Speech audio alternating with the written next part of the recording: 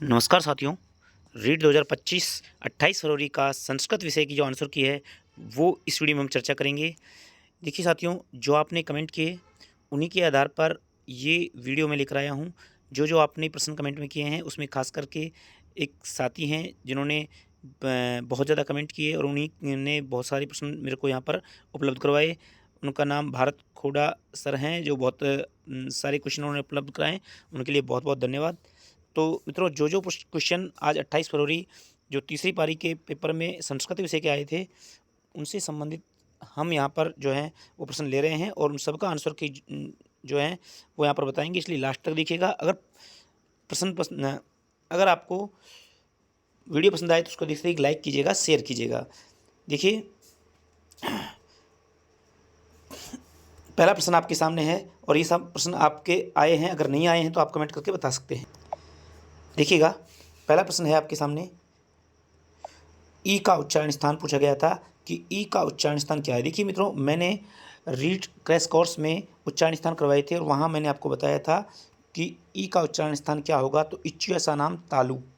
तो ई का उच्चारण स्थान होगा मित्रों तालु। तो जिस भी साथी ने तालु उच्चारण स्थान किया है वो एकदम सही आंसर होगा, ई का उच्चारण स्थान तालु होगा। दूसरा, अनुस्वार का उच्चारण स्थान क्या होगा, तो मित्रों अनुस्वार का उच्चारण स्थान होगा नासिका अनुस्वारस्य। तो नासिका इसका राइट आंसर होगा मित्रों नासिका, यानी अनुस्वार को नाक से उच्चारित किया जाता है, तो नासिका अनुस्वारस्य, ये इसका राइट आंसर होगा नासिका। तीसरा प्रश्न था, एक प्रत्याहार में वर्ण।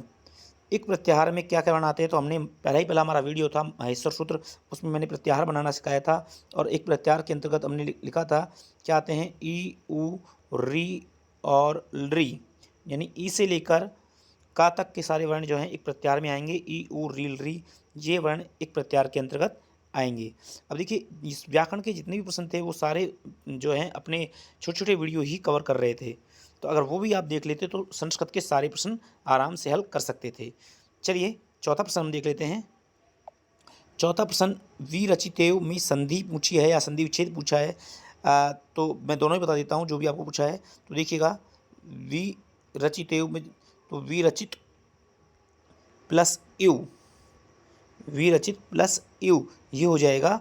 यहाँ पर आ है, यहाँ ई है और दोनों का ए हुआ है, ये गुण संधि होगी मित्रों, ध्यान देना। गुण संधि है और संधि विच्छेद पूछे तो विरचित प्लस यू होगा, ध्यान दीजिएगा। तो ये इसका राइट आंसर होगा।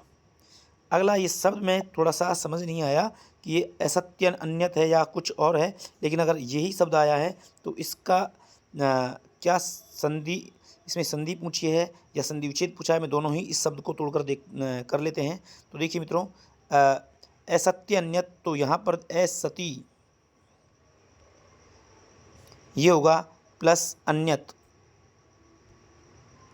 असती प्लस अन्यत, ई का बाद में अन्य स्वर है तो ई का या हो गया है, तो ये यहाँ पर यण संधि होगी मित्रों। यण संधि से ये कार्यविधि हुई है। अगर संधि का नाम पूछा है तो यण संधि है और संधि विच्छेद पूछा है तो असती प्लस अन्यत ये होगा। तो आप देख सकते हैं इसको अच्छे से। अगला देखिएगा, प्र ददाती में लकार पूछा गया है, तो प्र उपसर्ग लगा हुआ है, ददाती जो है इसमें दा धातु है और लकार है पूछे, तो यहाँ पर लट लकार का रूप है मित्रों, लट लकार, ठीक है। तो लट लकार का ये रूप है, प्र ददाती में लकार लट लकार। अगला देखिएगा, संतति में विभक्ति पूछी है। मैंने आपको सदरूप के 2-3 वीडियो दिए थे और वहाँ पर अगर आप उसको देख लेते तो आराम से इसको कर देते।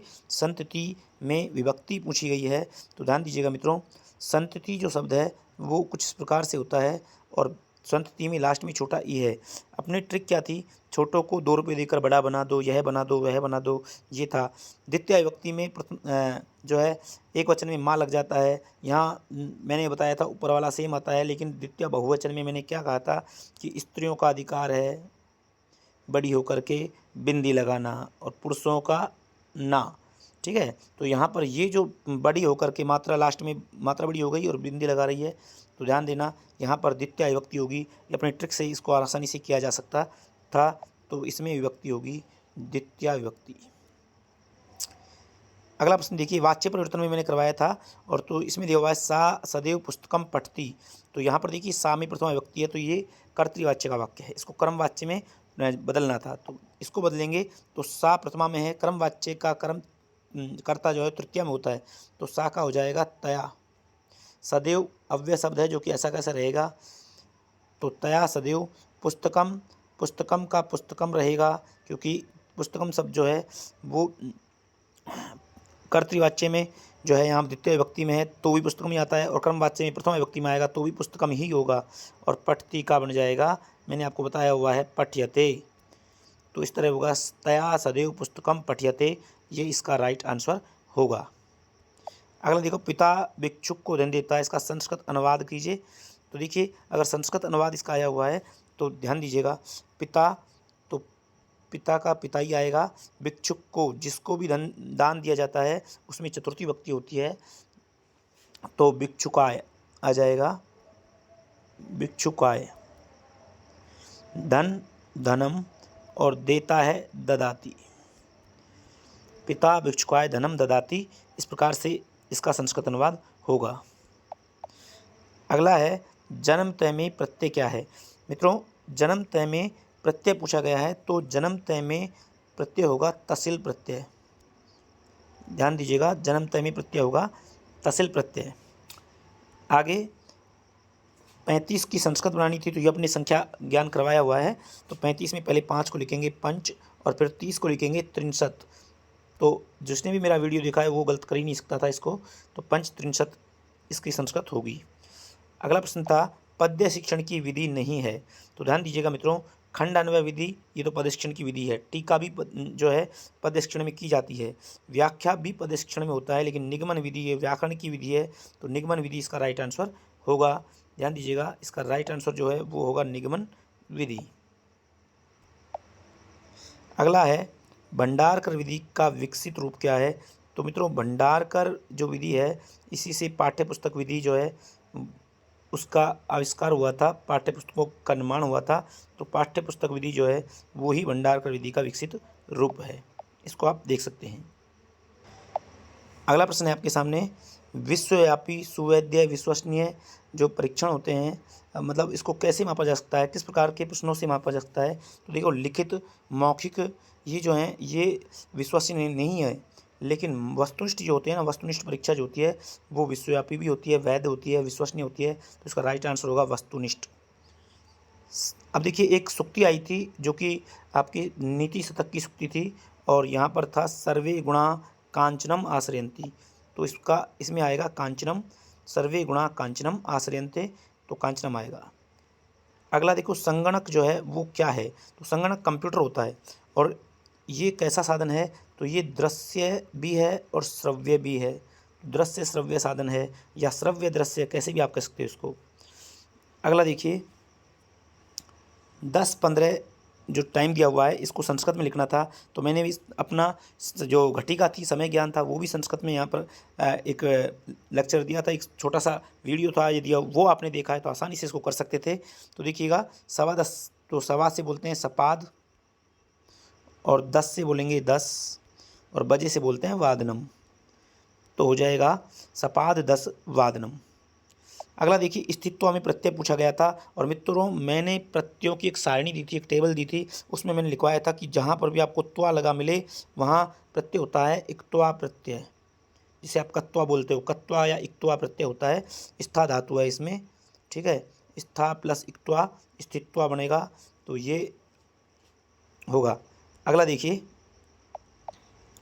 अगला प्रश्न है, महतिम शक्तिम।